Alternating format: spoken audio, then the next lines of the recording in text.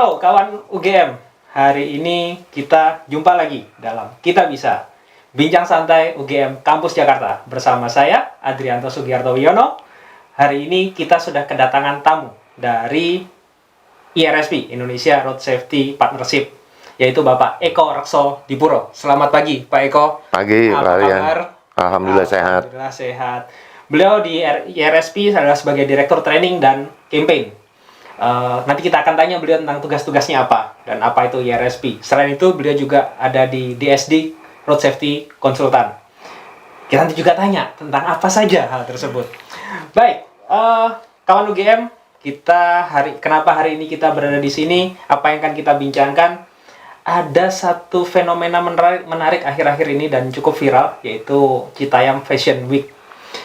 Nah, Citayam Fashion Week ini sampai sedemikian viralnya sehingga sampai boleh dikatakan mengganggu kelancaran lalu lintas dan lain sebagainya sehingga harus ditutup. Sebenarnya seperti apa sih kalau dikaitkan antara Citayam Fashion Week dengan jalanan, dengan keselamatan lalu lintas dan lain sebagainya? Untuk itu kita coba ngobrol dengan Pak Eko dari sudut pandang dari Indonesia Road Safety Partnership. Mungkin di awal Pak Eko, ya. Indonesia Road Safety Partnership itu apa saja sih? Ya. Oke, kita pada dasarnya intinya itu adalah kolaborasi untuk keselamatan pengguna jalan. Jadi road safety itu kan tidak hanya pengguna mobil, pengguna motor, jadi semua pengguna jalan. Tujuannya adalah untuk memberikan edukasi kepada umum, ya, melalui kerjasama, kolaborasi dengan siapa saja. Dengan stakeholder, semua stakeholder, mau swasta, pemerintah, ataupun akademisi, segala macam. Programnya ini, saya sendiri juga baru bergabung itu 2020 akhir kayaknya ya. Rasanya ya, lupa nih kalau soal tahunnya. Oke. Ya, nah, kemudian kita sudah melakukan ya, namanya Pejuang Muda Keselamatan Jalan Indonesia. Wow, seperti apa itu? Ya, targetnya adalah berdasarkan data kecelakaan itu kan kalau kita profile ya, umur 16 sampai 29 itu adalah jumlah korban terbanyak. Okay. Ya. Kita berpendapat bahwa untuk menyampaikan edukasi ataupun pemahaman yang baik ya, dan yang benar, bukan benar atau salah ya. Benar atau salah, nanti kita bahas lebih ya, lagi Pak. Itu adalah melalui fasilitator sesuai dengan kelompoknya.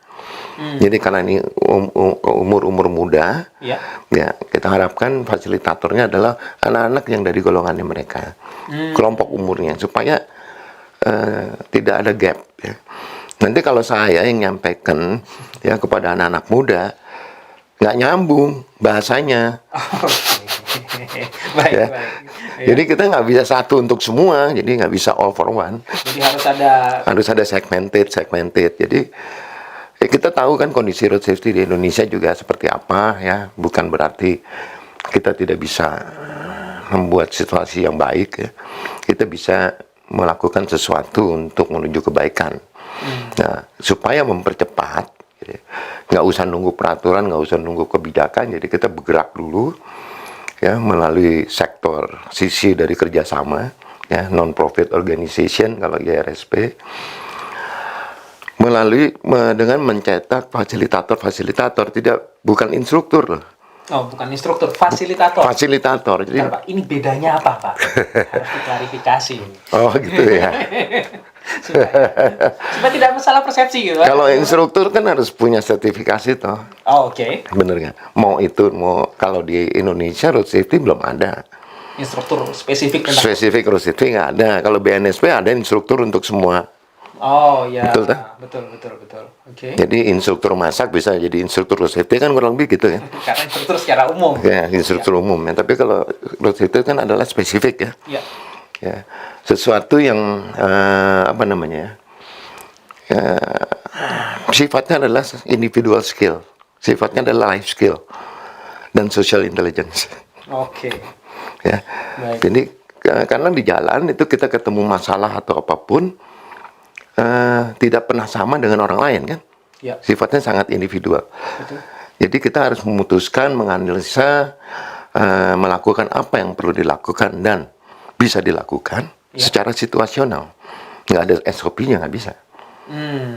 Variabelnya terlalu banyak. Okay.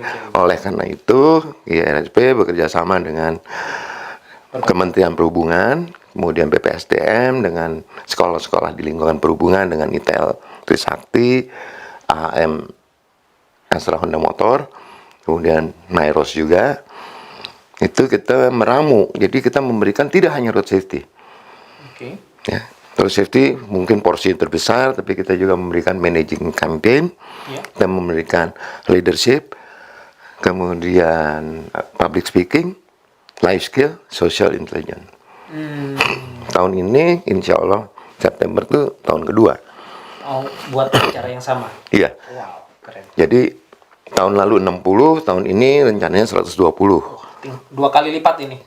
Kurang lebih. Ya, mudah-mudahan UGM Jogja ikut. Yang UGM Jakarta boleh ikut nggak Pak? Boleh, sebenarnya. Kawan UGM ikut ya? Yang UGM Jogja, waktu kemarin kita sudah ke Jogja, sudah ini, ya nampaknya tergantung mahasiswanya ya, ingin bergabung. Nah, problem road safety, kita tahu kan ada 3 faktor.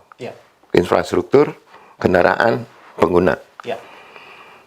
Banyak orang ahli di infrastruktur, banyak orang ahli di kendaraan, tapi ini semua belum tentu ahli sebagai pengguna. Ini yang nggak pernah nyambung nih. 3 faktor ini. Belum ahli sebagai pengguna ini? Tidak pengguna aktif mungkin. Oh, oke. Ya. Bukan pengguna aktif yang menekuni bagaimana caranya dari sisi pengguna bisa aman tanpa harus ada skill.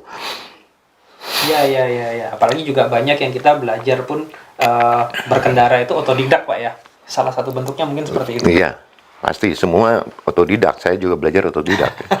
Atau mungkin pejalan kaki kadang-kadang yang kita ketemu ada ibu-ibu jalannya di kiri, anaknya digandeng di kanan, begitu. Iya. Beliau-beliau yang mungkin tidak. Bukan mereka nggak tahu peraturan, tapi mereka tidak sadar akan bahayanya.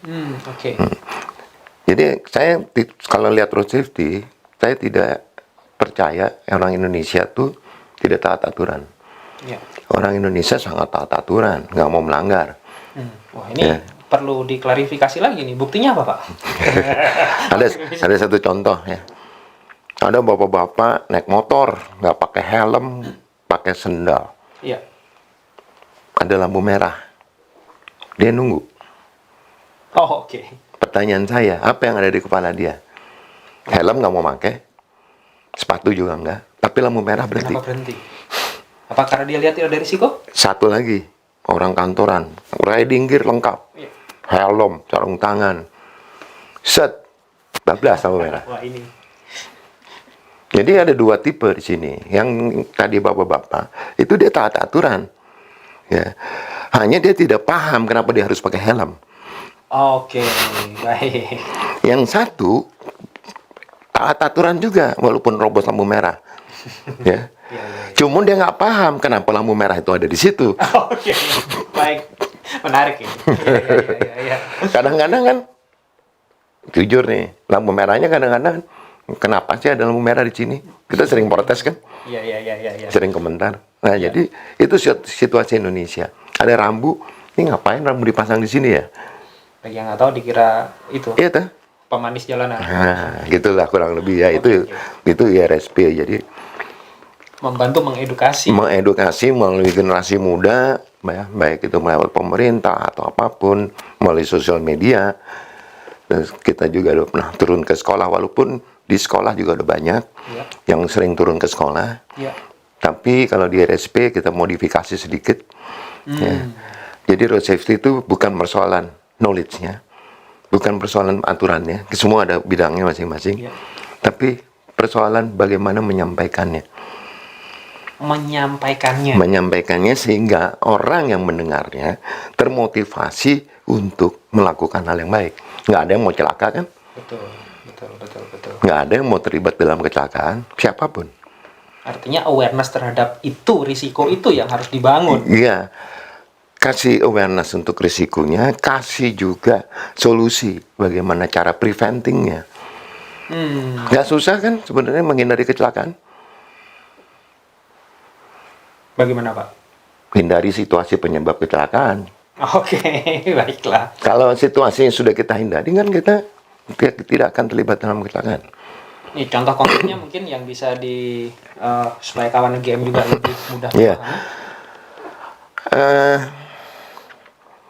Kecelakaan itu bukan nasib. Kecelakaan itu ada mitigasinya. Ada mitigasinya. Oke. Semua bisa di preventing. Daripada kita melakukan sesuatu apa yang harus kita lakukan dalam situasi darurat, lebih baik kan kita menghindari situasi darurat nih. Oh, Misalnya kalau nggak mau kebakar jangan main api kan. iya. Kita kan nggak perlu belajar gimana caranya madamin apinya. Berarti kalau gitu, kalau boleh ditarik garis secara ekstrim, bahkan kalau Anda tidak mau terlibat kecelakaan berlalu lintas, ya jangan turun ke jalan. Enggak juga, nggak bisa. Nggak bisa. Oke. Karena Aktivitas tetap harus ada. harus ada mobil, karena jalan tuh kan Mobilitas tetap ada. sarana untuk mobilisasi ya. Oke. Tapi kan kita semua bisa preventing. Setidaknya setiap orang pasti tahu ini punya risiko apa, punya risiko apa. Paling nggak setiap pengguna jalan tuh perlu mempunyai kemampuan dasar. Nah, seperti apa, Pak? Kemampuan Perceptual motor and cognitive skill without thinking. perseptual, Motor and cognitive without thinking. Mohon dijelaskan kawan UGM. Kawan UGM, kita minta beliau lebih detailkan ini. Agak panjang, saya juga agak kesulitan ini formulanya. Primary perceptual motor and cognitive without thinking. Jadi kemampuan motor utama dari perseptual. Jadi dalam menggunakan jalan raya, Ya, yang paling utama adalah visual kan. visual. Oke, Ya. kita ngelihat kondisi di Kan kita mesti menggather informasi. Ya. Ya. Kalau orang yang tidak punya penglihatan, ya orang yang punya tunanetra. tunanetra, kan dia ada panduan yang lain dengan di trotoar ya. Ya, Ya, tapi dia kan agak limited pasti kan. betul. Nah, sebagai pengguna jalan, kita harus punya itu dan punya pengetahuan bagaimana caranya kita aman di jalan raya. Dan safety itu bukan tindakan, safety itu kebiasaan. Kebiasaan artinya harus dilatih. Mas Rian kalau sikat gigi mikir lagi nggak? Enggak, udah. Oh, ini harus yang atas dulu, yang bawah dulu nggak perlu ya? Pasti naruh pasta giginya di mana, sikat giginya mana, sama kan? Refleks. Sama kan tempatnya. betul. Coba dipindah dikit, bingung nggak sih? Sehingga ini yang harus Itu yang harus. Jadi semua harus refleks. Dan refleks ini nggak bisa serta-merta sesudah berumur. Dari kecil, harus dibiasakan. bagaimana caranya ngajar road safety di anak kecil? Belum bisa verbal kan? Visual. Oke. By color, merah, kuning, hijau. Merah dilarang, Misalnya merah dia harus berdiri, kalau hijau dia harus bergerak. jalan. Kalau kuning harus apa? Bisa. Atau dengan simbol. Karena road safety kan semua bahasanya bahasa Simbol. non-verbal. Berarti kalau gitu rambu lalu lintas tuh bisa diperkenalkan sejak dini sebetulnya. Sangat. Iya, kalau dulu kawan UGM mungkin sebagian ada yang pernah tahu kalau dulu ada gambar yang 36 kotak itu belakangnya ada rambu lalu lintas. Itu salah satu teknik pembelajaran mungkin di Iya, zaman dulu. iya. Oke. Dan ada yang sudah bikin research-nya untuk itu. Menarik. Orang Indonesia lagi. Wah, kapan-kapan perlu di. Iya. Oke, baik. Menanggapi kasus, bukan kasus sih, fenomena tentang Citayam Fashion Week yang cukup viral ini, kira-kira dari sudut pandang Bapak di bidang road safety ini, ada nggak kaitannya CFW ini dengan keselamatan jalan? Kalau karena menggunakannya jalan, fasilitas jalan. Jadi kalau di undang-undang fasilitas jalan itu apa aja sih? Kan ada ruang milik jalan, ada ruang pengawasan jalan, ada tempat orang jalan, ada drainase, ada bahu jalan, baru ada lajurnya kan. Ini semua kan bagian dari jalan raya. Betul. Ya, karena dia menggunakan fasilitas jalan raya, dia pasti hubungannya ke road safety. Oke. Dampaknya sebenarnya seperti apa, Pak? Kan mereka sebenarnya ketika dilaksanakan CFW ini kan lalu lintas jadi pelan. Kemungkinan risiko terjadinya kecelakaan kan kecil. Fatalitas kecelakaan memang mungkin nggak ada di situ fatalitasnya ya. Iya. Ya, kalau insiden mungkin ada karena orangnya tidak fokus ngelihat jalan, ngelihatnya Citayam Fashion Week. Oke. Ya. Sambil moto, sambil apa? Sambil apalagi yang di situ bukan kayak apa Citayam Fashion Week-nya aja. Banyak yang lain yang ikut di situ kan. Baik. Terus mau selfie kan. Nah, ini yang jadi itu salah satu hubungan yang menurut safety apa? Distraction. Gangguan daripada pengguna jalan. Gangguan itu kan macam-macam. Gangguan itu ada visual, ada manual, ada kognitif. Oke. Gangguan visual tadi yang dilihat. Yang soal mata. Ya. Kalau gangguan manual, pergerakan. Tangan, ya, megang handphone, makan, minum, apalah. Manual. Kognitifnya berarti kemampuan. Banyak problem di rumah. Oke. Jadi problemnya pun dibawa ke jalan. Kepalanya nggak istirahat, harusnya mikir jalan, ini mikirnya kemana-mana nih. Kerjaan belum selesai lah, harus bayar tagihan, nah inilah itu. Ditambah mau lihat kita. Iya, tambah ada yang cantik atau ada yang ganteng, Okay. nengok semua udah. Menarik. Ada yang kenal, dipanggil lah, semua gangguan. itu gangguannya. Jadi yang terjadi mungkin insiden, tapi kalau fatalitas tidak. Karena nggak ada kecepatan yang berperan terlalu tinggi di sini, fatalitasnya nggak ada. Dalam jangka panjang, apakah Efeknya mungkin, tapi bukan di situ. Jadi ini bayangin ada suatu kegiatan bikin macet, emang semuanya bisa nerima. Oke, baik. Ya, kita kan tahu kalau kita menjalani suatu kemacetan, walaupun ini menjadi suatu excuse di Jakarta. Ya. Jakarta ya pasti macet kan. Tapi pressure-nya terhadap yang menggunakan jalan raya kan tinggi. Iya. Ya. Kita nyetir normal aja, misalnya nggak usah macet, 2 jam jalan terus menerus konstan ya di jalan tol. Habis itu kita perlu berhenti. Oke. Ya, karena fokus akan turun, reaksi akan turun. Iya. Bayangin kalau macet nggak jalan-jalan, apa nggak bosan? Oke. Saya kira semua orang juga paham lah. Apalagi yang macetnya berjam-jam, yang duduk kayak bosan, apalagi yang nyetir. Karena konsentrasinya, resource-nya habis untuk. Habis itu apa? Akhirnya jadi distraction yang lain. Macet, ambillah handphone lah, sosial media lah, WA lah, gitu. Ini pecah. Untuk membalikin fokus lagi, terus tiba-tiba lancar gitu. Lewat situ lancar kan? Iya. Nggak semua orang serta-merta kan bisa langsung fokus. Baik itu kognitifnya. Perlu proses dari yang tadinya Perlu waktu. melambat. Oke, kemudian wah ini lancar. Justru ada mungkin beberapa orang, wah ini mumpung lancar langsung digas, pelampiasan emosi. Mungkin nggak, Pak? Bisa jadi, tergantung karakter orang itu kan. Iya. Emotional controlnya seperti apa, kemudian vision skillnya seperti apa. Oke. Vision skill lah, Iya. ya kan keterampilan gerakan mata. Iya. Jadi yang tadinya tidak ada motion, jadi ada motion kan. Otak harus bisa nerima sinyal kan. Oke. Dan kalau ini nggak terlatih, nggak bisa kan. Yang tadi makanya perlu dilatih. Harus ada. Berarti mungkin untuk beberapa orang memang mampu begitu habis macet lihat CFW, kemudian setelah itu jalan lagi itu biasa-biasa saja. Mungkin beberapa orang nggak biasa mungkin. Tetap tidak ya. Tetap tidak biasa, cuman dia bisa mensolusikan aja. Oke. Karena berat itu, habis macet panjang, ya setengah jam, jadi coba aja. Setelah macet panjang tiba-tiba kosong. Nggak gampang. Baik, kalau mungkinkah pelampiasannya tidak di area situ? Mungkin wah ini saya sudah jalan. Ya kalau saya sih kalau udah macet mending berhenti ya cari coffee shop. Oke, baik. Jadi nggak boleh stres kawan game. Kalau stres harus langsung habis nonton CFW macet-macet CFW itu. Habis itu kan social pressure tuh macam-macam kan. Iya.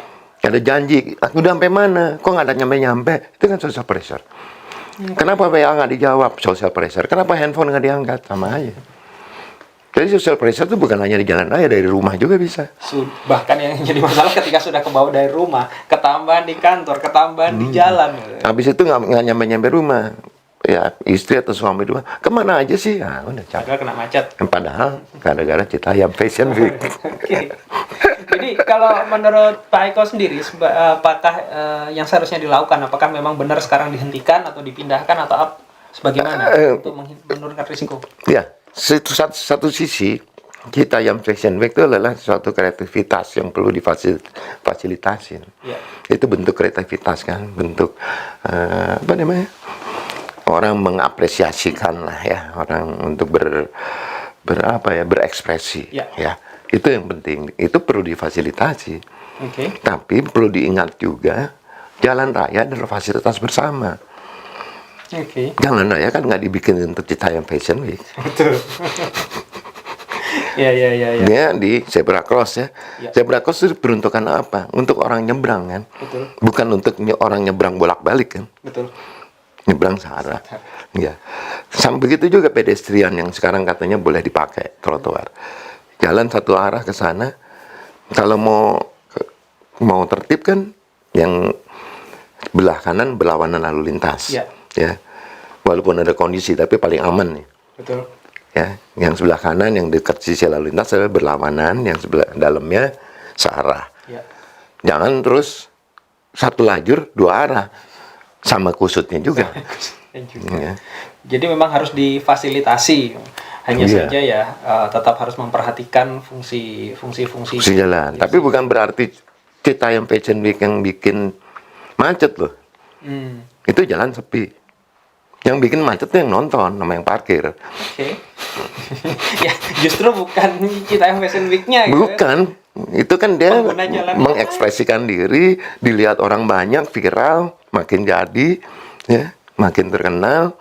Karena Jadi ini mulai banyak ditiru, Pak. iya, udah macam-macam lah Fashion Week-nya Iya, tuh. betul. Tapi Fashion Week kok tiap hari apa tiap minggu tuh? Ya, gitu. Tapi ini kan akibatnya aja ya, gitu. Itu yang mesti kita pikirin. Oke, baik. Ini menarik. Kalau dari IRSP mungkin nggak memfasilitasi untuk mengkomunikasikan hal ini, menurut Bapak? Ya, di dalam bentuk sebagai bentuk pendapat atau solusi ya bisa ya, kalau mau ada kegiatan ini kan ada pihak-pihak yang berwenang. Ya. Ya, harus difasilitasi, harus ada izin keramaian, karena dalam satu keramaian tuh kan bukan hanya yang positif, pasti ada negatif ya. Ya, ada premanisme, parkir liar, pencurian, pencopetan, penjamretan segala macam kan. Iya. Nah, ini kan mesti koordinasi sama polisi.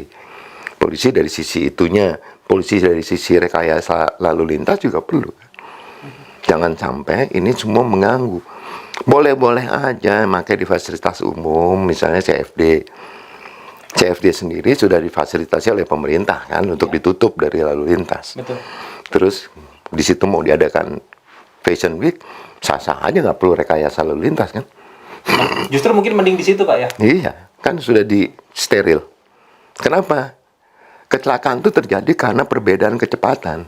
Salah satunya itu ya. Iya, kalau ada orang sama ada mobil, itu fatalitas. Motor sama mobil fatalitas. Apalagi motor sama truk.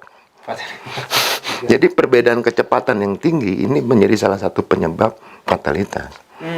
Oke. Kalau orang asing bilang pelan tuh aman. Pelan itu aman. Harus 30 katanya. Kalau di kita? Di situasi kayak gini pelan belum tentu aman. Kencang juga belum tentu bahaya. Nah, itu kawan UGM. Ini ada hal yang baru beliau sampaikan. Pelan belum tentu aman, kencang belum tentu bahaya. Pelan di jalan tol, ada lobang ngerem, apa nggak bahaya? Pelan kalau di zona sekolah, oke. Kencang di sirkuit gitu. Kalau pelan di sirkuit ya babak belur. Nah, kenceng di sirkuit kan kenapa lebih aman? Kemampuannya relatif sama, mobilnya relatif sama standar amannya, jalannya, safety-nya standarnya aman. Iya. Semua udah ada spesifikasi atau syarat dari FIA atau FIM mengenai keselamatan. Oke. Bukan abal-abal. Ini saya masih terkesan dengan statement tadi bahwa pelan belum tentu aman, cepat pun belum tentu bahaya. Betul. Artinya kalau boleh dibilang dengan kata lain, bicara road safety ini tidak selalu tentang benar dan salah gitu, Pak ya. Bukan. Gimana caranya kalau saya benar situ salah? Saya kasih contoh sedikit aja. Naik motor kan? Ya. posisi tangan yang kanan, yang rem depan nih, Iya. begini atau megang handle? Oke, tergantung kebutuhan. Kadang megang handle, kadang Terus pertanyaan selanjutnya, 2, 3, atau 4? Jarinya. kadang 2, kadang 4, kadang 1 bahkan. Ini benar yang mana, salah yang mana? Iya juga ya. Semua benar. Semua benar. Dan kalau disalahin, Nggak ada yang salah. Nggak ada yang Cuman gini, kalau tangannya nggak nyantel di handle, itu ada perbedaan 0,2 detik dalam reaksi. oh 0,2 detik. Berarti jarak ngeremnya nambah kan? Oke. Selama dia over jarak ngeremnya nambah, jarak berhenti nambah, fine aja. Siapa yang benar, siapa yang salah? Nggak ada. Nggak ada salah. Oke, baiklah. Ini menarik ini. Ini kalau dibahas lagi bisa. Jadi nggak ada ketentuan. Harus begini, nggak boleh begini. Skutik mungkin. Yang nggak boleh begini. Karena pertimbangannya Iya. otomatis jalan terus kan? Iya. Iya. Tapi kalau disikapi, lagi ngegas, kalau mau ngerem lepas, bisa aja. Tapi semua perlu latihan. Sekali lagi, road safety perlu latihan. Perlu latihan, bukan soal beneran salah. Bisa naik motor skutik, belum tentu bisa naik Harley. Iya. Ya. Naik Harley, bisa naik Harley jago, belum tentu bisa naik skutik. Oke, pertama. Belajar dulu dia. Ini kalau boleh saya simpulkan, berarti kalau bicara road safety itu bukan perkara benar salah yang pertama. Yang kedua itu road safety itu adalah suatu kebiasaan yang memang harus dilatih terus menerus bahkan sejak usia dini. Iya. Oke, Road safety itu apa sih? Isinya life skill kan? life skill. Iya. Sama apa lagi? Apalagi Pak? Social intelligence kan? Oke. Harus toleransi, harus ngargain orang banyak, harus mikirin orang, nggak boleh egois. Semua punya kepentingan yang sama. Iya. Gitu. Bukan hanya di kantor, kalau sama bos kita sopan. Tapi kalau ketemu bos di jalan nggak tahu mukanya, marah kita. Oke, baik Pak Eko. Ini waktunya sudah mepet, jadi boleh ada closing statement? Apa mungkin pesan kepada kawan GM? Oh, oke. Kalau di road safety itu nggak ada yang namanya paling ahli. Kita tuh perlu belajar terus. Ya, siapapun, mau sudah lama ataupun mau baru, kita tuh perlu belajar. Belajar itu tidak hanya dari yang tua atau dari yang pintar, yang muda pun kita belajar. Dengan kita memberikan anak-anak muda atau orang-orang baru pengetahuan, kita belajar. Bukan berarti, kan Pak dosen, bukan berarti kita yang mengajari terus kita kehilangan sesuatu kan. Iya. Tapi pasti dapat sesuatu. Iya.